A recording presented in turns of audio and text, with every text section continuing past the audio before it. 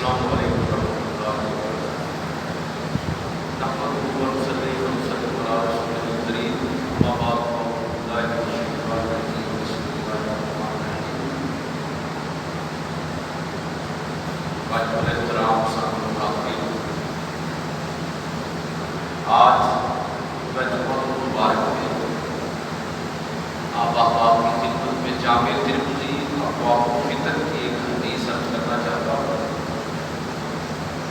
لیکن اس سے پہلے گزارش کرتا ہے تمام احباب کے پاک الصلاۃ والسلام علیکم یا رسول اللہ وعلی آلہ وصحبہ وسلم۔ الصلاۃ والسلام علیکم یا رسول اللہ وعلی آلہ وصحبہ وسلم۔ تو حدیث میں آپ کی خدمت میں عرض کرنا چاہتا ہوں، اس کے راوی حضرت علی بن ابی طالب رضی اللہ تعالیٰ، حضرت علی مرتضیٰ رضی اللہ تعالیٰ اس حدیث کے راوی۔ پہلے آپ اس حدیث کا پورا مطلب اور ترجمہ لفظہ سننا ہے، پھر میں اس پر بات کروں۔ حضرت علی مرتضیٰ رضی اللہ تعالیٰ فرماتے ہیں کہ اللہ کے پیغمبر صلی اللہ علیہ وسلم نے ارشاد فرمایا، اذا فعلت عشرۃ خصلۃ حل بها البلاء، کہ اے علی جب میری امت میں 15 چیزیں پائی جائیں، 15 خرابیاں آ جائیں، تو پھر ان پر اللہ کی پکڑ اور اللہ کی طرف سے دعائیں ہیں وہ حلال ہو جائیں۔ قیل ما ہی یا رسول اللہ صلی اللہ علیہ وسلم، آپ سے سوال کیا گیا اللہ کے نبی وہ 15 چیزیں کون سی؟ قال، آپ صلی اللہ علیہ وسلم نے ارشاد فرمایا، پورا مطلب میں آپ کی خدمت میں عرض کرتا ہوں، پہلے آپ حدیث کا ترجمہ لفظہ فرما لیں، مطلب کے ساتھ پھر تھوڑی سی اس طرح بات ہے۔ نبی صلی اللہ علیہ وسلم نے فرمایا، اذا کان مغنم ولا امانت مغنم، جب میری امت کا حال یہ ہو جائے کہ اس میں لوگ مال غنیمت کو اپنا مال سمجھنے لگے، ولا امانت مغنم، اور جو امانت ان کے پاس رکھی جائے اس امانت کو وہ غنیمت سمجھنے لگے، یعنی ایک لحاظ سے کہہ لیجیے کہ اپنا ذاتی مال سمجھنے لگے، پھر وہ اللہ کے عذاب کا انتظار کرے۔ مزید فرمایا کہ بس زکوٰۃ مغربا، کہ جب میری امت کا حال یہ ہو جائے کہ وہ زکوٰۃ کو تاوان سمجھنے لگے، جرمانہ، تاوان، ناگواری زکوٰۃ دیتے ہو۔ اور مزید ارشاد فرمایا وَأَطَاعَ الرَّجُلُ زَوْجَتَهُ وَأَطَاعَ أُمَّهُ، اور جب میری امت کا کردار اور ان کا سماجی رویہ اس طرح کا ہو کہ بیوی کی اطاعت اور ماں کی نافرمانی، اور نبی صلی اللہ علیہ وسلم نے فرمایا وَبَرَّ صَدِيقَهُ وَجَفَاءَ أَبَاهُ، جب میری امت کا حال یہ ہو جائے کہ دوست کی خیر خواہی کریں اور باپ کے ساتھ جفا کریں، باپ کے ساتھ زیادتی کریں، وَرْتَفَعَتِ الْأَصْوَاتُ فِي الْمَسَاجِدِ، اور فرمایا کہ جب ان کی آوازیں مسجد کے اندر بلند ہونے لگے، اور پھر فرمایا وَكَانَ زَعِيمُ الْقَوْمِ أَرْذَلَهُمْ، جب میری امت میں یہ حال ہو جائے کہ ان کے جو رذیل لوگ ہیں، جو گھٹیا لوگ ہیں، وہ ان کی قیادت کرنے لگے، وَأُقْرِبَ الرَّجُلُ مَخَافَةَ شَرِّهِ، اور جب امت کی حالت یہ ہو جائے کہ لوگ دوسروں کی عزت ان کے علم اور فضل کی وجہ سے نہیں، ان کے اخلاق اور کردار کی وجہ سے نہیں، بلکہ اس وجہ سے کسی کا اکرام اور اعزاز کرے تاکہ اس کے شر سے محفوظ رہ سکے، جب قوم اخلاقی گراوٹ کے اس درجے پر پہنچ جائے، اللہ کے پیغمبر نے فرمایا کہ پھر وہ اللہ کے عذاب کا انتظار کرے۔ اور 11ویں چیز آپ صلی اللہ علیہ وسلم نے یہ فرمائی، وَشُرِبَتِ الْخُمُورُ، کہ جب میری امت میں عام شراب پی جانے لگے، وَلُبِسَ الْحَرِيرُ، اور مرد ریشم کا لباس پہننے لگے، اور فرمایا کہ وَاتُّخِذَتِ الْقِيَانُ وَالْمَعَازِفُ، کہ جب پیشہ ور ناچنے گانے والیوں کے لوگ شوقین ہو جائیں، اور 14ویں چیز فرمائی کہ جب ساز اور گانے بجانے کے آلات کے لوگ رسیہ ہو جائیں، اور 15ویں چیز فرمائی وَأَلْعَنَ آخِرُ هَٰذِهِ الْأُمَّةِ أَوَّلَهَا، جب اس امت کے بعد والے لوگ پہلوں پر لعن طعن کرنے لگے، اپنے بزرگوں کو برا بھلا کہنے لگے، تو جب میری امت کے اندر یہ 15 خرابیاں آ جائیں، تو حضرت علی المرتضیٰ رضی اللہ تعالیٰ روایت کرتے ہیں کہ اللہ کے پیغمبر صلی اللہ علیہ وسلم نے فرمایا کہ جب یہ حال ہو جائے تو پھر فَلْيَرْتَقِبْ عِنْدَ ذَلِكَ رِيحًا حَمْرَاءَ، جب یہ سب کچھ ہو جائے تو پھر تم انتظار کرو سرخ آندھی کا، وَزَلْزَلَةً، اور زلزلے کا، وَخَسْفًا، اور زمین کے دھنسنے کا، وَمَسْخًا، اور شکل کے بگڑنے کا، اور قَذْفًا، اور فرمایا کہ اس وقت اللہ کی طرف سے پتھروں کی بارش کا انتظار کرو، اور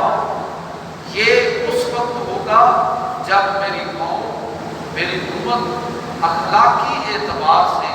اس درجے نیچے جا پڑے گی، پھر ان پر زلزلے بھی آئیں گے، ہوائیں بھی ٹوٹیں گی، آسمان سے پتھر بھی برسیں گے، اور سرخ آندیاں بھی ان پر چلیں گی۔ اس حدیث کو سنانے کا مقصد صرف ایک ہی ہے کہ ہمیں یہ دیکھنا ہے، ہمیں غور کرنا ہے کہ خدا نخواستہ کہیں ان میں سے کوئی خرابی اس وقت ہم اپنے اندر تو نہیں پا رہے، یا ایک خرابی کی بجائے زیادہ خرابیاں تو نہیں ہمارے اندر، ہم اپنے کردار کو ٹھیک کریں تاکہ اس وقت جو آزمائش، بلکہ طرح طرح کی آزمائشیں اس امت پر، پوری انسانیت پر ہیں، اس سے اللہ رب العزت کو معاف ہو۔ یہ حدیث کا متن تھوڑا سا ترجمہ میں نے عرض کیا ہے، ایک ایک نقطے پر تھوڑی تھوڑی بات عرض کرتا ہوں۔ نبی کریم صلی اللہ علیہ وسلم نے پہلی بات یہ فرمائی، اذا کان مغنم طولا، جب میری امت کا حال یہ ہو کہ لوگ مال غنیمت کو اپنے لیے حلال سمجھنے لگے اور ذاتی مال سمجھنے لگے۔ یہ مال غنیمت کیا ہے؟ آج کے محاورے کے اندر اس کا اگر میں ترجمہ کروں تو یہ سمجھ لیجیے کہ مال غنیمت کا مطلب یہ ہے کہ جو ریاست کے ایسٹس ہیں، جو پوری سوسائٹی کی ملکیت چیزیں ہیں، جو ریاست کی ملکیت چیزیں ہیں،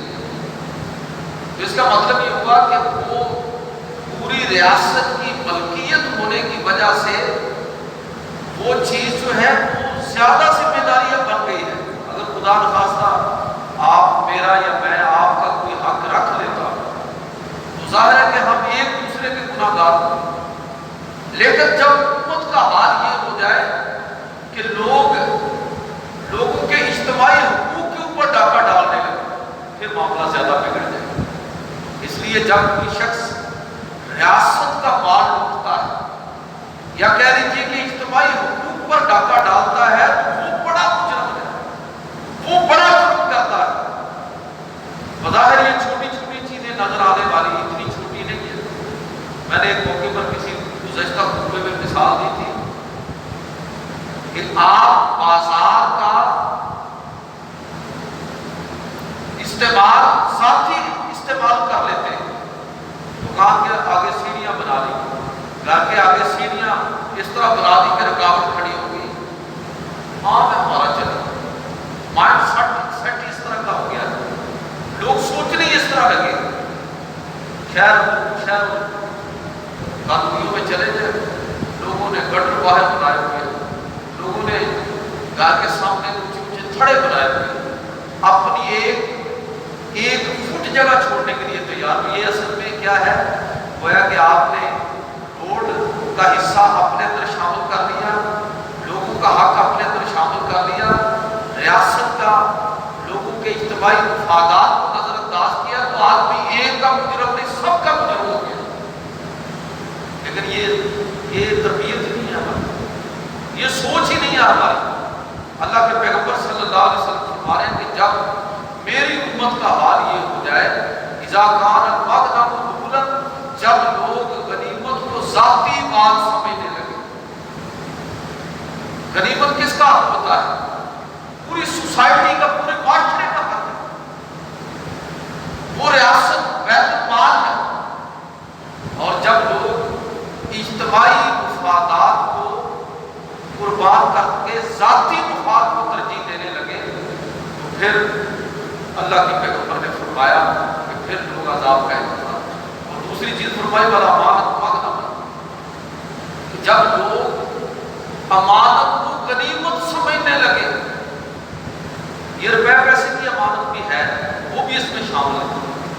اللہ کے پیغمبر نے فرمایا کہ لا دین لمن لا امانت، اس آدمی کو کوئی دین نہیں ہے جس کے اندر امانت داری نہیں۔ لیکن میں عرض کروں گا کہ امانت بڑا وسیع لفظ ہے، اور یہ آج کل ہمارے میڈیا پر آپ سن رہے ہیں، ایک بحث چل رہی ہے کہ جی ہمارے وزیر اعظم تو بڑے دیانتدار،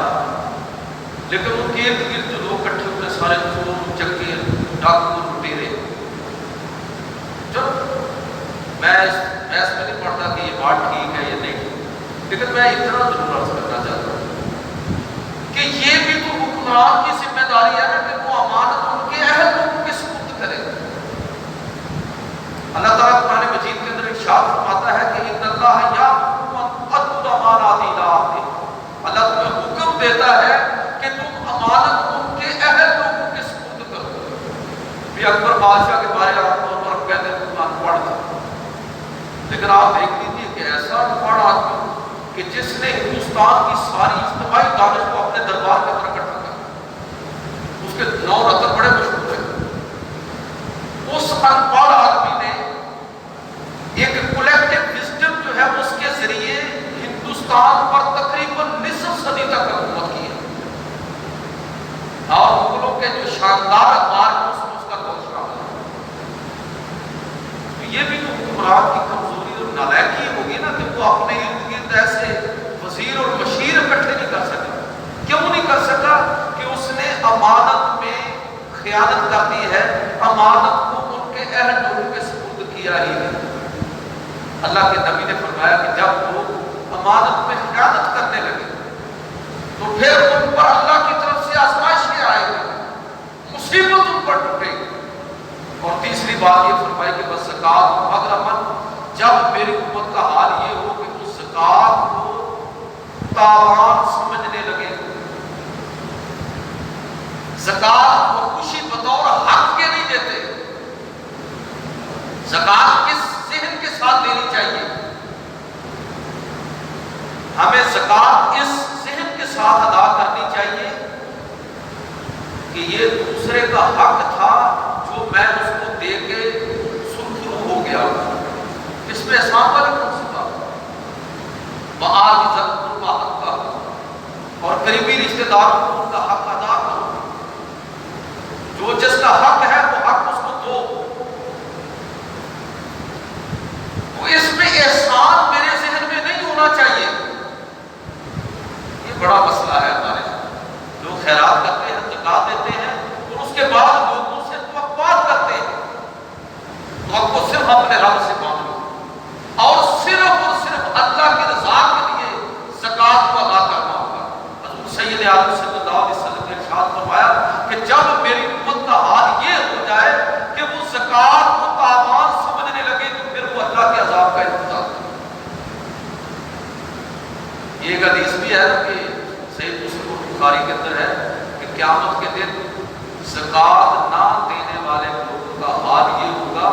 کہ ان کا مال اور اندار کے ان کے گلے کے اندر پڑے گا اور وہ ڈنک مارے گا، بندہ اس کو ہٹانا چاہے گا، وہ آگے سے وہ سانپ اس کو اللہ زبان عطا کرے گا، وہ کہے گا کہ مجھے کیوں ہٹاتے ہو،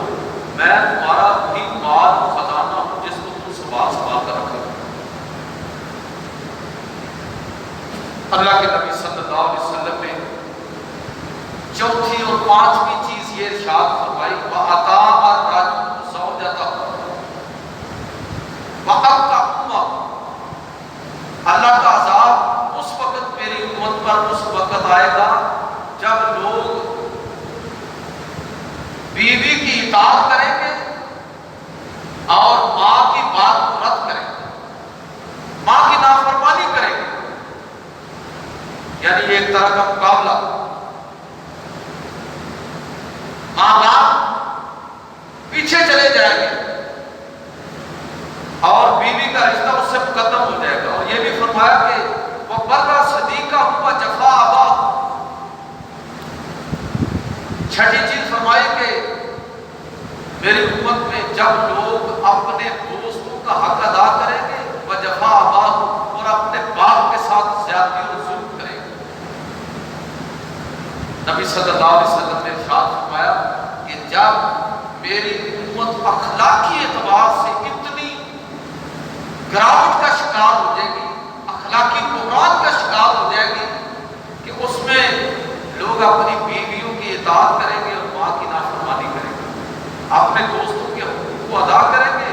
اور باپ پر ظلم اور زیادتی کریں گے، اس کے حق کو پامال کریں گے، تو پھر وہ قوم، پھر وہ لوگ، پھر وہ معاشرہ، پھر وہ اللہ کے عذاب کا انتظار ہے۔ میں اکثر آپ کی خدمت میں یہ عرض کر چکا ہوں، پہلے بھی کئی دفعہ، اس پر غور کرنے کی ضرورت ہے کہ کیوں اللہ رب العزت نے بطور حق کے، بطور فریضے کے ماں باپ کے اور رشتے داروں کے حقوق کو ذکر کیا ہے۔ اس لیے کہ ان کے ساتھ آپ کی جائیداد کی تقسیم بھی ہوگی، لین دین بھی ہوگا، رشتے داریاں بھی ہوں گی، رشتے لینے اور دینے کے معاملے میں بھی اختلاف ہوگا، جسے پنجابی میں شریکہ کہتے ہیں، تو قدم قدم پر وہ چیز ہوگی۔ اس کے باوجود ہمیں حکم یہ ہے کہ تم نے ان کی ساری زیادتیوں کے باوجود تم پر لازم ہے کہ اپنے والدین کا اور اپنے عزیز و اقارب کے حق کو پہچانو۔ وہ زیادتی بھی کریں تو تم نظر انداز کرو۔ سورہ نور میں بڑا واضح ہے، یہاں تک فرمایا کہ وَلْيَعْفُوا وَلْيَصْفَحُوا، چاہیے کہ معاف کرو، چاہیے کہ درگزر کرو رشتے داروں سے، تعلق بانو سے۔ اَلَا تُحِبُّونَ أَن يَغْفِرَ اللَّهُ لَكُمْ وَاللَّهُ غَفُورٌ رَحِيمٌ، کیا تم اس بات کو پسند نہیں کرتے کہ تم ان کو معاف کرو، اللہ تعالیٰ تمہیں معاف کرو؟ اللہ کے نبی صلی اللہ علیہ وسلم نے فرمایا کہ جب تک میری امت میں یہ چیز نہیں ہوگی اس وقت تک وہ اللہ کی طرف سے آزمائشوں سے محفوظ رہے، اجتماعی مصیبت سے محفوظ رہے۔ اور آٹھویں چیز فرمائی وَارْتَفَعَتِ الْأَصْوَاتُ فِي الْمَسَاجِدِ، کہ جب حال یہ ہوگا کہ میری امت پر ایک ایسا دور گزرے گا کہ مسجدوں میں آوازیں بلند ہونے لگیں گی۔ مسجدوں میں آوازیں بلند ہونے کا کیا مطلب ہے؟ میں بھی بلند آواز ہوں، آپ ذکر کرتے ہیں، تلاوت کرتے ہیں، آوازیں بلند ہوتی ہیں۔ یہاں آوازوں کے بلند ہونے کا مطلب یہ ہے کہ لوگ دنیاوی امور کے بارے میں ٹھٹھا مذاق اور عام قسم کی گفتگو جو مسجد جیسے مقدس مقام کے لائق نہیں ہے وہ مسجد میں کرنے لگے، اور مسجد کے حق کو پامال کرتے ہوئے اپنی آوازوں کو بلند کریں گے۔ یہ قرآن بھی ہے، اور یہ قرآن بھی ہے جس کے کہ آج کل ہم آتی ہیں کہ مسجد کیا ہے؟ امن اور سلامتی کا گھر ہے، لیکن ہم نے مسجد کو امن اور سلامتی کا گھر نہیں رہنے دیا۔ ہمیں اس وقت تک مزہ ہی نہیں آتا جب تک آپ کسی فرقے کی، دوسرے مسلک کی، کسی دوسرے نقطۂ نظر کی پوری مرمت اور مذمت نہ کریں، اس وقت تک لوگ راضی نہیں۔ کہتے ہیں تقریر تو بڑی اچھی کرتے ہیں حضرت صاحب، بڑے پڑھے لکھے ہیں، لیکن کبھی انہوں نے مسلک کی بات نہیں، کبھی انہوں نے فلاں کو رگڑا نہیں لگایا۔ تو یاد رکھیے کہ یہ گناہ ہے، ہر وہ جملہ، ہر وہ گفتگو جو اس منبر سے امت کے درمیان اختلاف کا باعث بنے گا، امت کے درمیان انتشار کا سبب بنے گا، یہ چھوڑ دیجیے۔ اگر آپ دین کو سمجھنا چاہتے ہیں تو یہ سوال چسکا لینا چھوڑ دیجیے۔ دیکھیں نا، میری گفتگو کا کوئی سوال نہیں آپ کو ہے، اس لیے کہ میں لچھے دار کوئی اس طرح کی گفتگو کرتے نہیں، بلکہ اس کی صلاحیت ہی نہیں رکھتا، لیکن جو باتیں میں آپ کو بتاتا ہوں قرآن و سنت کی روشنی میں، وہ باتیں باہر قابل توجہ ہو سکتی ہیں۔ تو یہ ہم اپنے قانون کو خوش کرنا چاہتے ہیں طرز و ترنم کے ذریعے، فرقہ وارانہ گفتگو کے ذریعے، اور ایسی نایانی قسم کی شعلہ بیانی کے ذریعے کہ پورا 2 گھنٹے تقریر سننے کے بعد بھی اگر کسی سے کہا جائے کہ بتائیے ذرا جو آج گفتگو ہوئی ہے اس میں کون سی چیز آپ کے کام کی ہے یا کون سی چیز آپ کو سمجھ ہے، تو ایسی بات تو نہیں جو پر مزہ بڑھا رہا ہے، سواد بڑھا رہا ہے۔ اپنے قانون کو اس طرح کی خوشیوں سے محروم کرنا زیادہ مناسب ہے۔ اگر آپ دین کو سمجھنا چاہتے، یہ قیامت کی نشانیوں میں سے نشانی یہ ہوگی کہ مسجد جو ہے امن اور سلامتی کا گہوارہ بننے کی بجائے لوگوں کے درمیان انتشار اور افتراق کا ذریعہ اور سبب بن جائے۔ جمعہ ختم ہو اور میں آپ سے کہوں کہ آئیے ابھی ہم جلوس نکالیں گے، اور جلوس کن کے خلاف ہوگا؟ وہابیوں کے خلاف، دیوبندیوں کے خلاف، شیعوں کے خلاف، بریلویوں کے خلاف، فلاں کے خلاف، فلاں حضرت آوے جاوے جاوے۔ دین اس طرح نہیں آتا، یعنی دین کا یہ تقاضا بھی نہیں، دین کی تبلیغ کا یہ طریقہ بھی نہیں۔ قرآن پاک پڑھیے آپ کو پتہ چلے گا، ادعو الی سبیل ربک بالحکمۃ والموعظۃ الحسنۃ وجادلھم باللتی ہی احسن۔ یہ 3 طریقے ہیں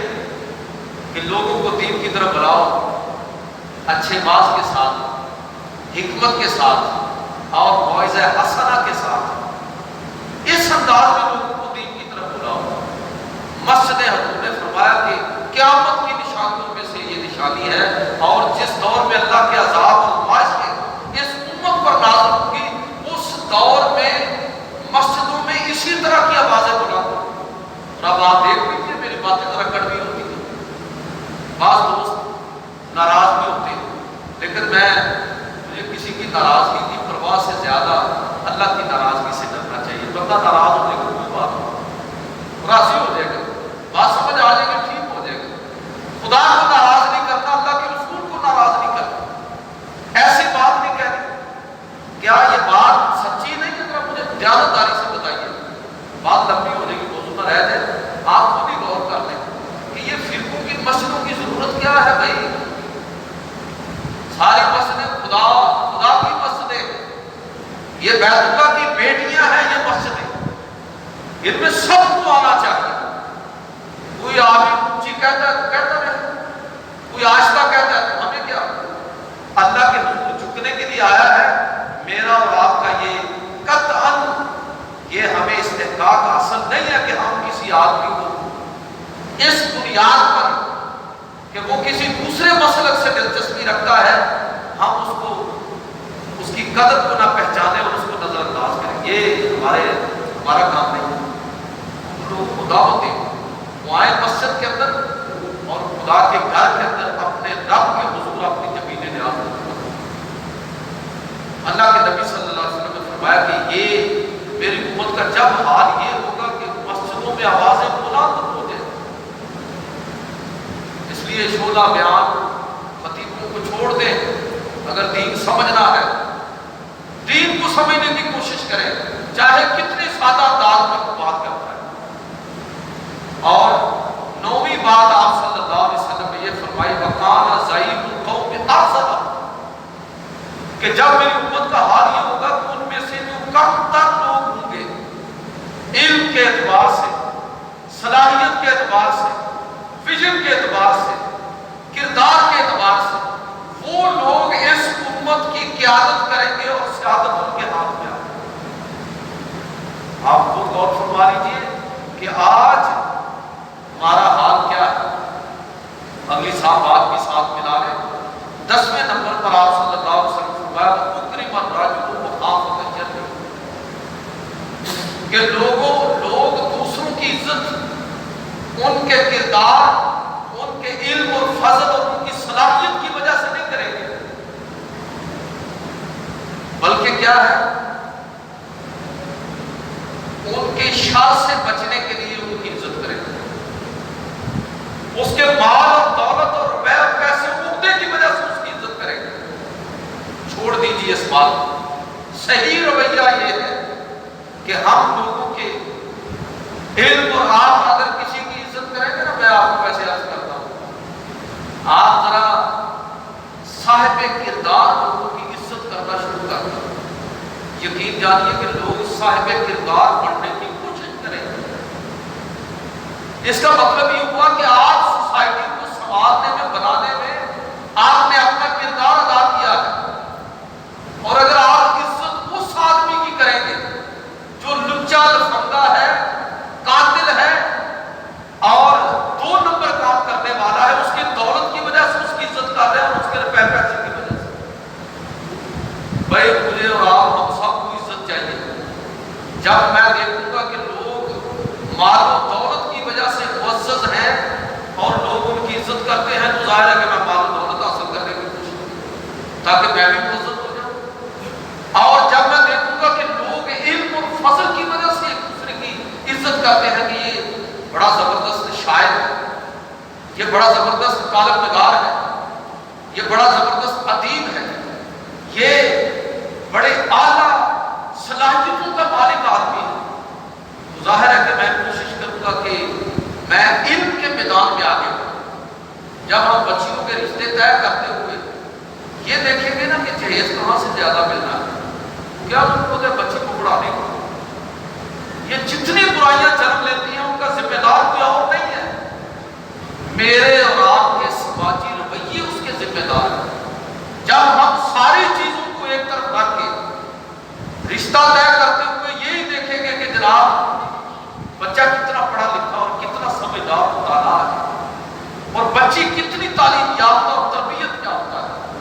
تو یقین کریے کہ لوگ اپنے بچوں کے لیے مال و دولت اکٹھا کرنے کی بجائے ان کی تعلیم، تربیت اور اس کے لیے کوشش کریں گے، کیونکہ وہ دیکھیں گے کہ یار عزت اس چیز میں ہے، مال و دولت میں عزت نہیں ہے۔ تو اللہ کے نبی صلی اللہ علیہ وسلم نے فرمایا کہ جب اس قوم کے رذیل لوگ ان کی قیادت کرنے لگے، یہ رذیل لوگ کب قائد بنتے ہیں؟ یہ زبردستی قائد بنتے ہیں؟ نہیں، یاد رکھیے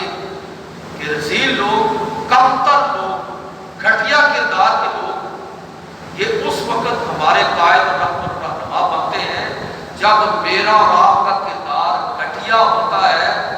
جب میرا اور آپ کا اخلاق ٹھیک نہیں ہوتا،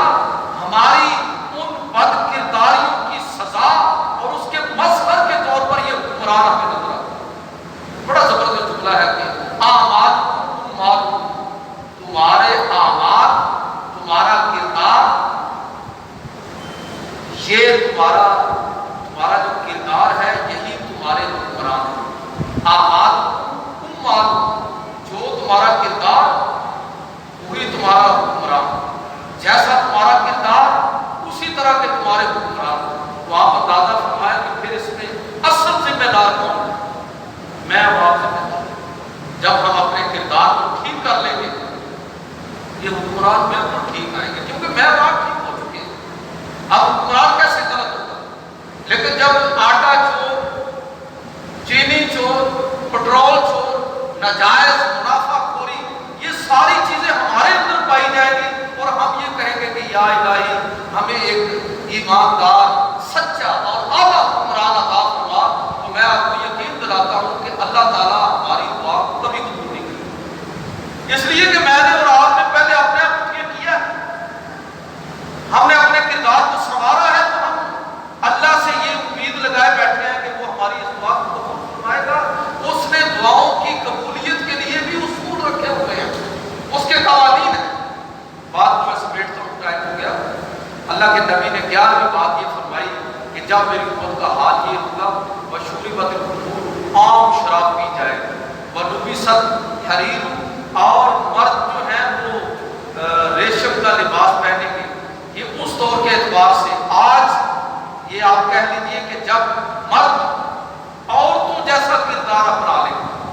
ظاہری وضاحت عورتوں جیسی اختیار کر لے گا۔ اور اگلی بات آپ صلی اللہ علیہ وسلم نے یہ فرمائی کہ وَاتَّخَذَتِ الْقِيَانَ وَالْمَعَازِفَ، جب حال یہ ہوگا میری امت کا کہ وہ